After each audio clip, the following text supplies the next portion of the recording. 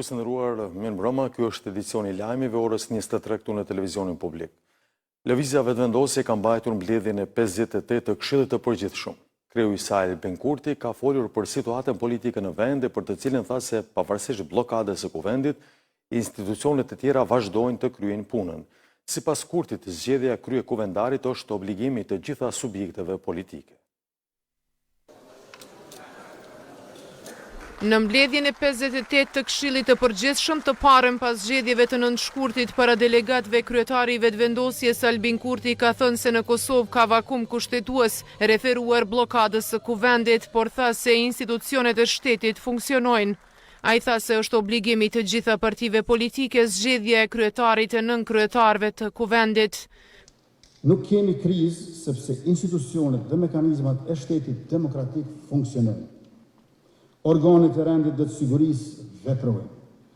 Ligjet respektohen, e zbatohen, anë mban Republikës sonë nga çdo nivel e tërkohën. Vetëm kuvendi i ri i Kosovës për legjislaturën e 9 ende nuk është konstituar. Kuvendi nuk themelohet nga fituesi, pavarësisht a është ai absolut apo relativ. Kuvendi themelohet nga të gjithë dhe bashkë. Me që jemi fitues të zgjedhjeve, na takon pozita e kryetarit të kuvendit, pavarësisht që jemi fitues të zgjedhjeve, do të kemi vetëm një nga 5 nënkryetarit e kuvendit. Kurti një ditë para vazhdimit të 14 të seancës konstituive tha se nuk do ta ndryshojnë emrin e kandidatit për kryetar të kuvendit. Ne nuk jemi bllokues, ne jemi propozues. Dhe propozimi ynë për kryetarët të kuvendit është Albin Kurti. Të tjerët mund të kemë propozime tjera, por Albulena është propozimi ynë.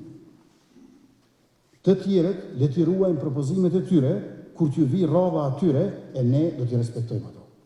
Në adresimin e tij, kryetari i Vetëvendosjes Albin Kurti është shprehur i kënaqur me rezultatin e zgjedhjeve të nëntëshkurtit dhe ka kërkuar nga strukturat e partisë që drejton që të nisin përgatitjet për zgjedhjet lokale që pritet të mbahen këtë vjesht.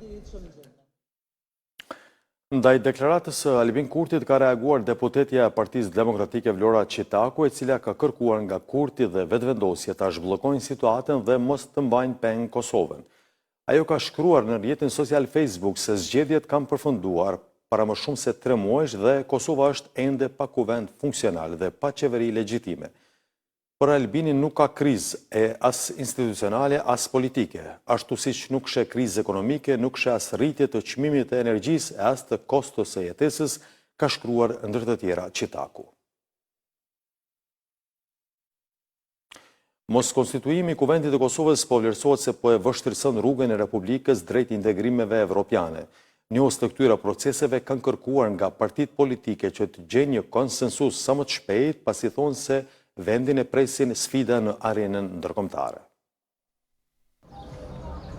Janë bërë gati 2 vjet që Kosova është nën sanksione të shteteve evropiane, dëmet e të cilave kapin vlerën e mbi 300 milion eurove. Njohës të proceseve politike thonë se mos konstituimi i kuvendit të Kosovës do ta vështirësojë edhe më shumë rrugën e Kosovës drejt BE-së dhe drejt integrimeve evropiane. Andaj edhe të njëjtit kanë kërkuar që sa më shpejt përfaqësuesit e popullit të bëjnë zgjidhje në mënyrë që vendi të përballet me sfidat që po e presin. Jemi në proces të shumë çështjeve, shumë angazhimeve integruese, edhe pa institucione të gjitha këto jo vetëm që bllokohen, por edhe humbet tendenca, humbet edhe inercioni, humbet edhe ecuria dhe pastaj edhe kur të formohen institucionet do duhet që ta kompenzojnë këtë humbje dhe kjo është e pafalshme nga vendimarrësit kosovar. Çdo hap përpara marrëveshjeve politike është fitore të gjithëve, sepse formohen institucionet, edhe shkojnë përpara, do të thotë me detyrat për cilat i kemi ngarku. Të gjithë këta që janë zgjedhë deputet, ata nuk janë aty për vetveten e tyre, ata janë për të realizuar ato çfarë na kanë premtuar neve si zgjedhës të tyre. Ndonë se kanë kaluar 17 vjetë që nga shpallja e pavarësisë së Kosovës, 119 shtete gjithsej kanë njohur shtetësinë e vendit. 2 shtetet e fundit që njohën pavarësinë ishin Kenia dhe Sudani, ndërsa Republika edhe më tej vazhdon të jetë larg antarësimit në Organizatën e Kombeve të Bashkuara, në Interpol Organizatën Botërore të Shëndetësisë dhe në Këshillin e Evropës. Sot në Shqipëri është heshtje zgjedhore, ndërka që nesër mbi 3.7 milion qytetar do të kenë mundësim për të ushtruar të drejtën për zgjedhjen e përfaqësuesve në parlament, të cilët më pas do të zgjedhin qeverinë për 4 vitet e ardhshme. Në garën e 11 majt janë 11 subjekte apo koalicione politike, kandidatët të cilëve janë vendosur në listat të hapura dhe të mbyllura. Çdo subjekt garon me 186 kandidat në listën e votimit të KQZ-s, ku 46 janë nga lista e mbyllur. Policia e shtetit ka përgatitur një plan të detajuar masash që procesi zgjedhor të shkojë mirë dhe pa incidente.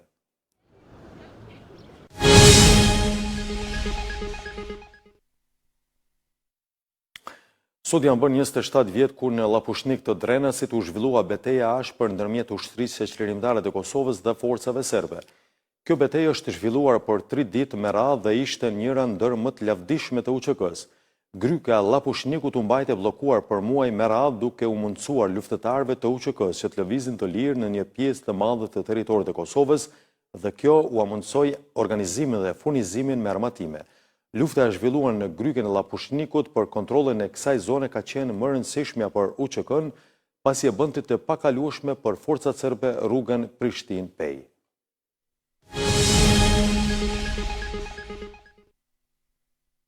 Bizneset të shumta në vend kanë nisur shtentimin e produkteve të tyre përfshirë edhe atyre esenciale. Çmimi i bukës ka arritur në 60 cent, teksa dhe produktet të tjera janë shtrenjtuar. Qytetarët ankohen se po abuzohet me çmime, ndërsa autoriteti i konkurrencës ka nisur monitorimin e shtrenjtimit të bukës dhe mbi 20 produkteve të tjera bazë. A bën një bukë botë? Sa kushton? 60. Nga 50 cent sa ishte, çmimi një buke është ngritur në 60 cent. E bashkë me të janë rritur edhe çmimet e byrekut, kifleve e produkteve të tjera nga mielli. Do të rrisme edhe na se për ndryshe nuk po mujmë me ekzistu të i përballë. Mja hyve edhe tjiret artikuj. Bukën e blejmë e nga fura ekipi RTK-s u nis për në marketet në Prishtinë për të parë se si variojnë çmimet e produkteve të tjera.